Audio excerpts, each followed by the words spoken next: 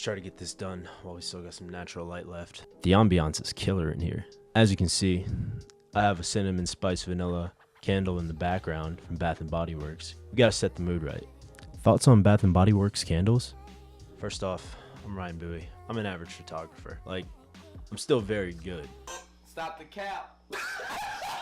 I'm average in the sense that I'm an everyman's photographer. And this channel is for the everyman's photographer. All you need is a camera and a dream. Today I'm gonna be reviewing this baby right here. Nikon ZF. This thing is beautiful, it's gorgeous. I love this camera.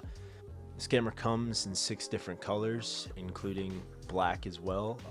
But good luck finding the 6 other colors because right now, as of today, on Nikon's website, they're all on back order. So you can pick up this black one, but that's about it. Which really sucks because I really wanted to get the orange one because I'm an Orioles fan and the orange and black one just looks really nice, but you know, screw me, I guess. So first off, this body is styled after the Nikon FM2, which is basically an old film camera. So that's where it gets this distinct look from. Just so beautiful. It looks like an old school camera with the brass dials, and I added this little shutter button because I just think it makes the camera look so much better. It really pulls it together. I've seen a lot of people get like gold looking ones for this, and it actually looks really nice because this brass eventually is gonna, over the course of a lot of use, is going to start to, I guess oxidize is the word, but turn gold. So if you get a gold shutter button, it kind of matches that vintage aesthetic that a lot of people are looking for in a camera like this. I purchased this camera for $2,600 USD, and I got it with the 24-70 kit lens, but I wouldn't consider it much of a kit lens. It's actually a really good lens, and actually if you buy it together with the camera and the lens, you get about $400 off because that lens by itself, the 24-70 millimeter f4, is $1,000 on Nikon's website. But if you can get this whole kit for $2,600, you're essentially saving $400. I think 24-70 is very good. It's a good all-around lens for whatever you're trying to do. I would highly suggest getting the kit over just getting the body by itself. So to go into some specs of this, I don't really care that much about specs to tell you the truth, but I'm gonna give them to you guys anyways. The Nikon ZF is a mirrorless, full frame, 24 megapixel camera, and a lot of people get caught up on the megapixel thing. It's not enough megapixels. Honestly, like I said, if you're an everyman's photographer, just average, run-of-the-mill, you're just trying to make great pictures, 24 megapixels is plenty enough. And Instagram is gonna crop any picture that you put into it down to 1080 anyways, so really 24 megapixels doesn't really matter for, I'd say, 95 to 99% of people that are going out to buy this camera specifically. If you really do need that extra little boost, this thing is capable of pixel shifting, so you can boost it up to, I think, 96 megapixels if I'm correct. I think that's it. Yeah, it does have pixel shifting if that's something that suits you, but like I said, 24 is plenty fine. Honestly, 24 is plenty fine. This camera has a dual SD card slot, kinda, because it has a regular SD card slot and it has a micro SD card slot. A lot of people say the micro SDs are slow and they don't write as fast or read as fast. Obviously they don't, but you're still getting that extra backup space. You're still getting that extra rollover, whatever you need out of this micro SD. And honestly, you get an adapter for it, and for the average person, a micro SD, just having it in a little camera body like this is pretty impressive, I'd say, because this is a pretty slim design. So to be able to even have 2 SD card slots period is a win for me. Let's talk about the screen. A lot of people are on the fence about the vlogging screen. I personally enjoy it, and I probably will be shooting some video off of this thing. It's not for video, this is a Nikon camera. Nikon isn't really known for video, much like its counterparts, Sony, Canon.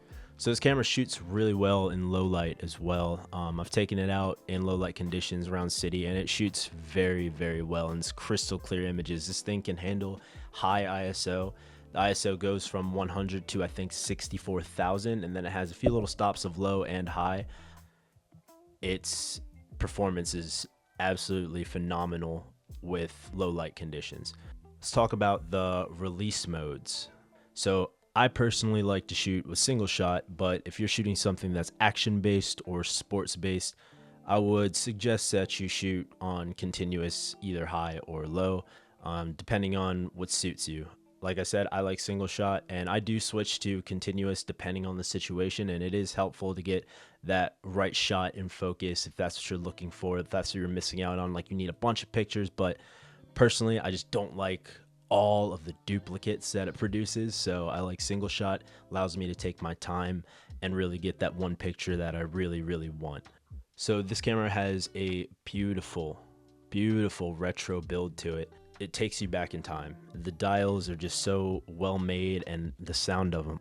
B-A.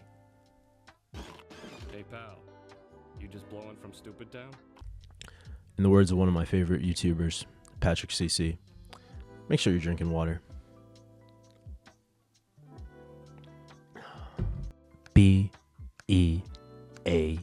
Beautiful.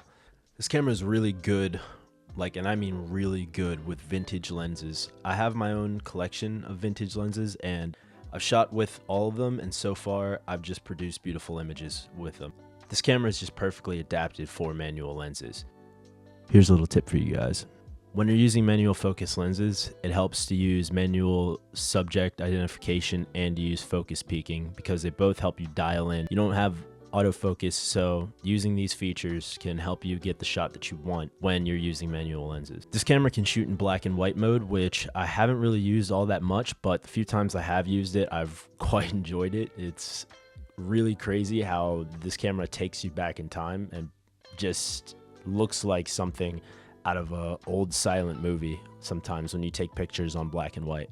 The shutter sound. It's just so good. So a few things I don't like. I don't like the fact these batteries are not all compatible with this camera, because this is like a new type of Nikon's battery, the EN-ELC battery. Because of that, these batteries can only go in, I guess, mirrorless cameras. I ordered some that are on Amazon for, I don't know, about 15 bucks. And I put them in my camera and then they don't work, but they work fine in my DSLR. So yeah, I advise, if you're gonna buy batteries on Amazon, at least make sure that they're EN-ELC batteries for this camera. Otherwise, who knows if they're gonna work or not. Everything kind of worked out well, because I ordered those two batteries on Amazon, and even though they didn't work in my mirrorless camera, I was able to use them on my DSLR. And strangely enough, I was able to use my primary battery in my DSLR for my mirrorless camera. So I just took a Sharpie, labeled two of them mirrorless, and labeled the other two DSLR. So now I have two batteries for each of my cameras. So there's a function button on this camera right here, and honestly, this thing sucks.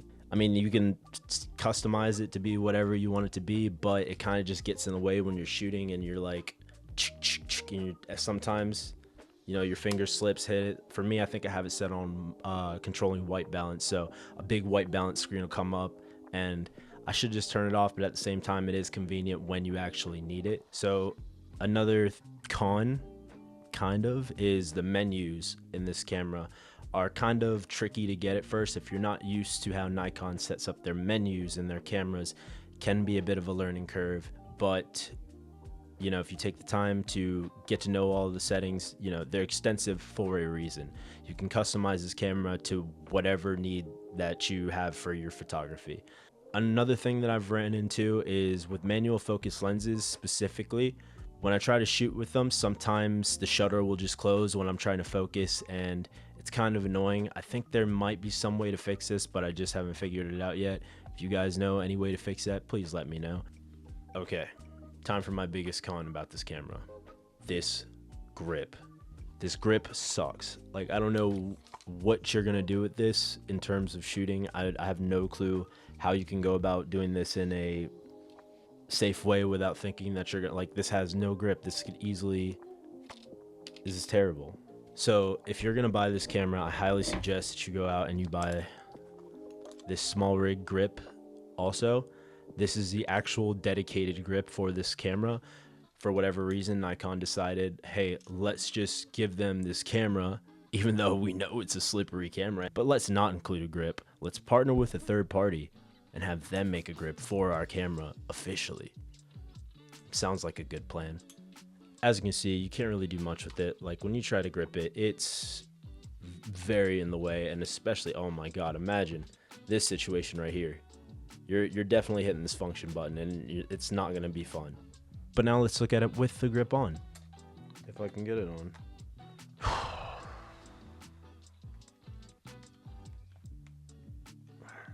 Hey, bro, come on now, dog. Come on, man.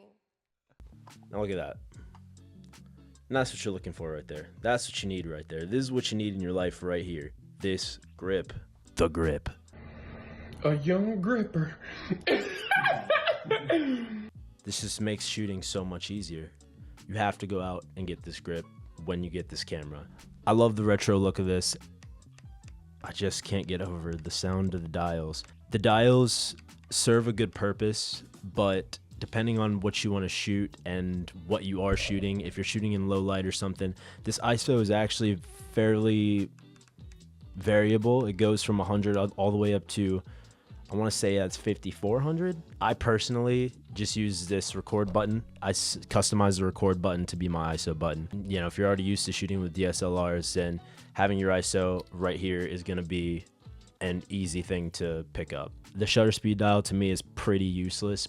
I don't really use the shutter speed dial because it has a 1/3 step feature that you can put it on, which basically means that you can control it with, you know, using your classic on the back and control it that way versus using the dial.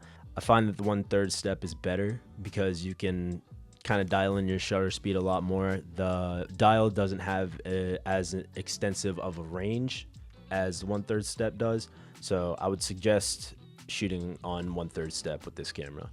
If you're using massive telephoto lenses that are like this big, you're gonna have a terrible time with this camera. Unless you have a tripod, or you have a vibration reduction, or you got the hands of a surgeon, there's no way that you're going to be able to handle a super long telephoto lens on this camera.